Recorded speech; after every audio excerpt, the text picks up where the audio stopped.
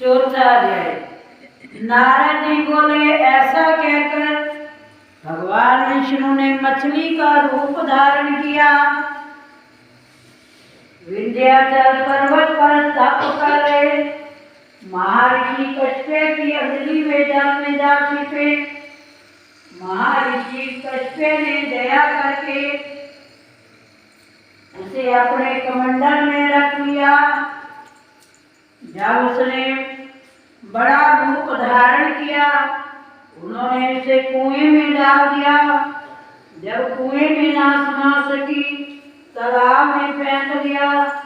जब वो तालाब में ना समा सकी, उसे समुद्र में डाल दिया। वो वहां भी बढ़ने लगी।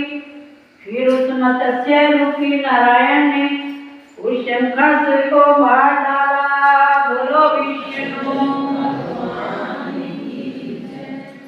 अब नारद जी कहने लगे राजा विष्णु को कि ऐसा कहकर भगवान विष्णु ने मछली का रूप धारण करके विंध्याचल पर्वत पर तप कर रहे महर्षि कश्यप जी की अंजलि में जा छिपे।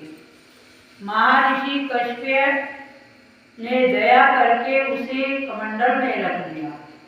वहां भी उन्होंने अपना आकार बढ़ा लिया, तो उसे उन्होंने कुएं में डाल दिया। वहां भी भगवान का आकार नहीं समा सका। तब उन्होंने तालाब में डाल दिया। तालाब में भी वो मछली रूप आकार नहीं समा सका, तो उसे समुद्र में डाल दिया। वहां भी वो बढ़ने लगी। इस प्रकार मत्स्य रूपी नारायण ने शंखासुर नाम के राक्षस को मार डाला। पश्चात शंख को हाथ में लेकर बद्री वन में आ पहुंचे। बद्री नारायण में आकर उन्होंने सब ऋषि महर्षियों को बुलाकर आज्ञा दी, पानी में इधर उधर फैले हुए वेदों को ढूंढो, उन्हें शीघ्र निकाल कर मेरे पास लाओ। तब तक मैं देवताओं के साथ प्रयागराज में ठहरा। इसके बाद सब ऋषि महर्षियों ने मिलकर सब बीजों सहित वेद मंत्रों को ढूंढ निकाला। उन वेदों में से जो भाग जिस ऋषि को मिला उसी का हो गया। उस भाग के उसी दिन से वो ऋषि कहलाए। सब वेदों को लेकर ऋषि प्रयागराज में आए। उन्होंने सब भगवान विष्णु ब्रह्मा जी को समर्पित कर दिए। बोलो विष्णु भगवान की जय। ब्रह्मा जी वेदों को पाकर बड़े प्रसन्न हुए। उन्होंने देवता ऋषियों के साथ अश्वमेध यज्ञ किया। यज्ञ के अंत में देवता गंधर्व यक्ष नाग भगवान विष्णु को दंडवत करके प्रार्थना करने लगे। देवताओं ने कहा, हे देव, हे जगन्नाथ, हे प्रभु, हमारी प्रार्थना सुनिए। हम लोगों के हर्ष का समय है, इसलिए आप हमें वरदान दीजिए। नष्ट हुए वेद पुण्य ब्रह्मा जी को प्राप्त हुए। हे लक्ष्मीपते, आपकी अनुकंपा से हम देवताओं को यज्ञ का भाग भी मिला है। ये स्थान आपके प्रसाद से आज पृथ्वी भर में सर्वप्रधान पुण्य को बढ़ाने वाला, मुक्ति और भक्ति को प्रदान करने वाला हो, ब्रह्म हत्या आदि पापों को नाश करने वाला, परम पवित्र अक्षय फल देने वाला हो। ये वरदान हमें दीजिए। बोलो विष्णु भगवान की जय। अब भगवान विष्णु ने कहा, जिसने जो भाग ढूंढ निकाला है वो उसी का हो गया। अब वेद मंत्र ब्रह्मा जी को प्राप्त हुए और बीज मंत्र जो जिसको मिला तो इसी से वो ऋषि कहलाए। अब भगवान विष्णु ने देवताओं को कहा, तब तक मैं प्रयागराज में ठहरता हूँ और आप सभी को लेकर मेरे पास आए।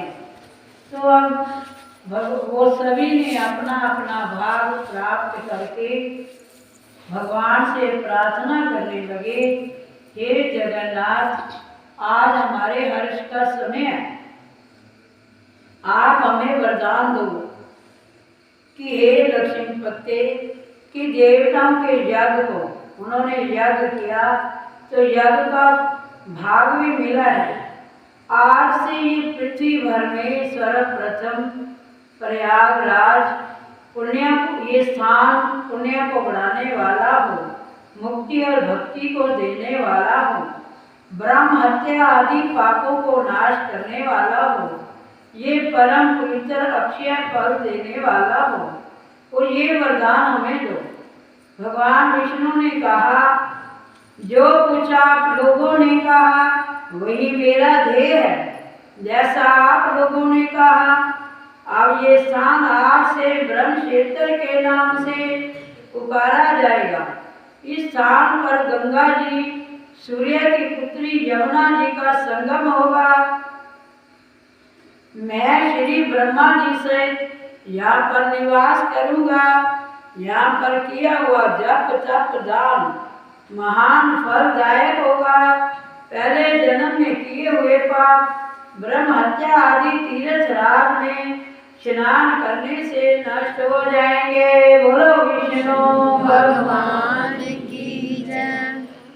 भगवान विष्णु ने कहा, प्रयागराज ये जो है प्रसिद्ध स्थान होगा, तीर्थ राज होगा, और यहाँ पर जो भी लोग स्नान करेंगे तो उन्हें अक्षय फल मिलेगा।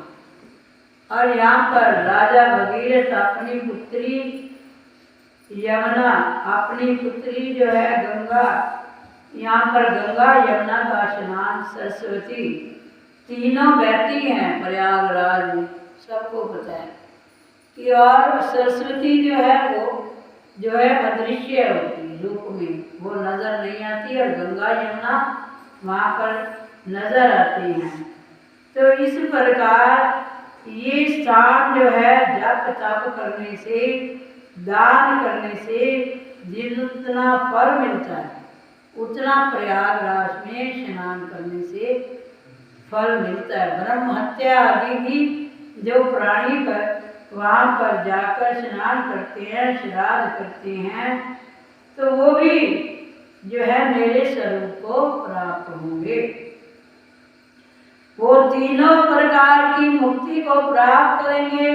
मकर संक्रांति पर प्रयागराज माघ स्नान जो है अधिक महत्ता बताई गई है प्रयागराज में माघ स्नान करने से। और माघ स्नान जो भी प्राणी वहाँ पे करता है, प्रातः काल यहाँ आकर स्नान करने वालों के दर्शन भी कर लेता है तो उनके साफ पाप मिट जाते हैं। ठीक उसी तरह सूर्य के तेज से अंधकार का नाश हो जाते हैं। हे मुनीश्वर, मेरे वचन ध्यान से सुनिए। मैं सर्वत्र व्याप्त रहता हुआ भी हमेशा बद्री नारायण में निवास करता हूँ। सैकड़ों वर्ष तक किसी दूसरे स्थान पर तप करने का जो फल मिलता है वही फल यहाँ एक दिन में मिल जाएगा। जो मनुष्य मेरे स्थान बद्री का आश्रम का दर्शन करेंगे वो जीवन मुक्त हो जाएंगे, उनके समस्त पाप नष्ट हो जाएंगे। सूजी बोले, ऐसा कहकर भगवान विष्णु अंतर ध्यान हो गए। बोलो विष्णु भगवान की जय। और देवता गण भी अपने अंशों को वही छोड़कर चले गए। जो मनुष्य इस कथा को श्रद्धा पूर्वक कहते व सुनते हैं वो श्री प्रयागराज व बद्री का आश्रम जाने व स्नान करने के समान उन्हें भी फल प्राप्त होता है। बोलो विष्णु भगवान की जय। अथ चौथा अध्याय समाप्त। कथा समाप्त होते हैं। विदा हुए हनुमान राम विदा